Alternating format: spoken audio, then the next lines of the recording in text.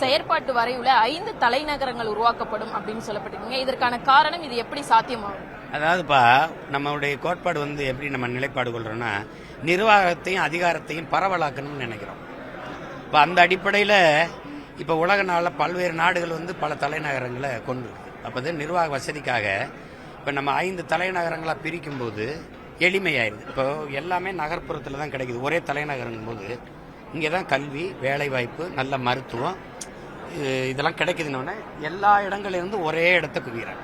இப்போ 8 கோடி மக்களில் பார்த்தீங்கன்னா 2 கோடி பேர் ஒரே நகரத்தில் இருக்காங்க. அதனால நகரம் பிதிங்கி வழியுது. எவ்வளவு நெரிசல் இருக்குது, எவ்வளவு வாழ்விட பற்றாக்குறையெல்லாம் இருக்குது உங்களுக்கு புரியும்.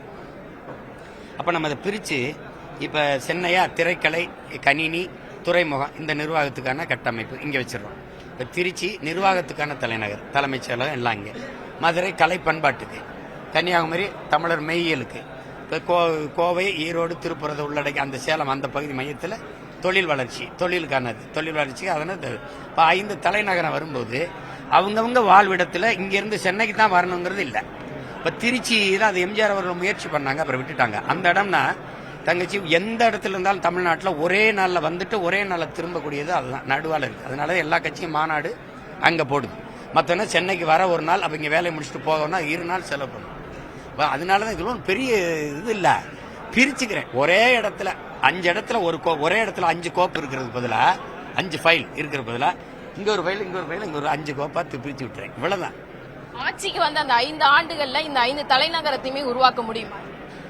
5 தலைநகரம் நீங்க தான் தங்கச்சி சொல்ற மாதிரி பெரிய கட்டடங்களை கட்டி அப்படி இப்படி அதெல்லாம் கிடையாது. ஒரு தலைநகர். ஆமா, அதுக்கான வேலையை தொடங்கி விட்டு அதை செஞ்சிருவேன். ஒரே நிறைவேற்ற அமராவதி அவங்க மாத்தலையா? இந்த தெலுங்கானா பிரிச்ச உடனே அவங்க கட்டலையா? சந்திரபாபு நாயுடு கட்டலையா? அப்படி கட்டுவோம். அங்கீகரிக்கப்பட்ட கட்சியாக முதல் தேர்தலை சந்திக்க முடியும். எப்படி இருக்கும் இந்த தேர்தல்? எப்படி இருக்கும்? நல்லா இருக்கும், ரொம்ப நல்லா இருக்கும். மக்கள் நல்லதைத்தான் தேர்வு செய்வாங்க. எப்பவுமே நல்லதை தான் தேடுவாங்க. எது சரியோ அதை தான் தேர்வு செய்வாங்க. நாங்க சொல்லுவோம், எல்லாரும் அவங்க கருத்தை எடுத்து வைக்கிறாங்க. எது சரியா இருக்கோ அதை தேர்வு செய்யுங்க. எங்களுக்கு தான் போடுங்கன்னு நாங்க சொல்லல. எது சரியோ அதை செய்யுங்கன்னு சொல்லுவோம். அதுதான் எங்க மக்கள்கிட்ட நாங்க செய்ய முடியும். ஏன்னா மற்றவங்க மாதிரி நான் வாக்குக்கு காசு தர மாட்டேன். உங்களுக்கு சேவை செய்ய நான் உங்களுக்கு காசு கொடுக்குறேன்னா நான் ஏமாத்துறேன்னு அர்த்தம். நான் உங்களுக்கு உண்மையிலே சேவை செய்ய வந்திருக்கேன், என்னை நம்பி வாக்கு தாங்க அப்படின்னு தான் நாங்க கேட்போம். மத்திய அரசு சார்ந்த இதுல பல விஷயங்கள் சொல்லப்பட்டிருந்துச்சு. தற்போது அந்த வரைவு இதுல அதெல்லாம் எப்படி பாக்குறீங்க சார்? எப்படி நம்ம அந்த அடிப்படை மாற்றம், அமைப்பு மாற்றம், அரசியல் மாற்றம்னு சொல்றது காரணம் அதுதான். இங்க இந்த அடிப்படையை கொஞ்சம் மாற்றம்னு நினைக்கிறேன். உங்களுக்கு இது ஒரு குடியரசு நாடு, மக்களாட்சி நாடு. மக்களாட்சியின் தலைவரை மக்கள் தேர்வு செய்ய முடியாதுன்னு ஒரு அமைப்பு இருக்கு. அதை எப்படி மக்களாட்சியா இருக்கீங்க? அப்ப அவர் கையெழுத்துல தான் நாட்டில் மக்கள் நலன் சார்ந்த சட்டங்கள் நிறைவேறுது. அதான் அப்பதான் செயலாக்கம் பெறுது.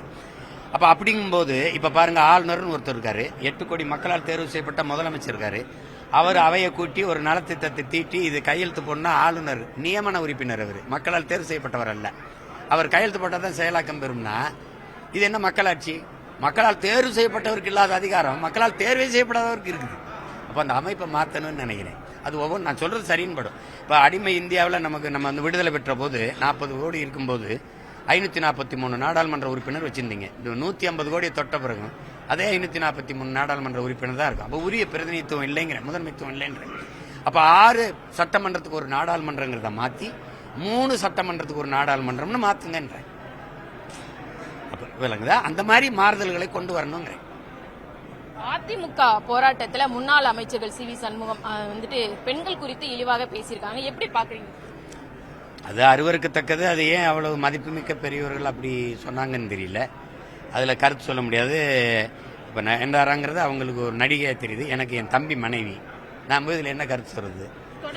உங்களுக்கு விக்னேஷ் சிவன் என் தம்பியோடைய மனைவி. அப்ப எங்க வீட்டு பொண்ணு. அதை போய் ஒருத்தர் சொல்லும் போது கஷ்டமா இருக்கு. அது போய் நான் பேச விரும்பல. அதை விட்டுருவோம்.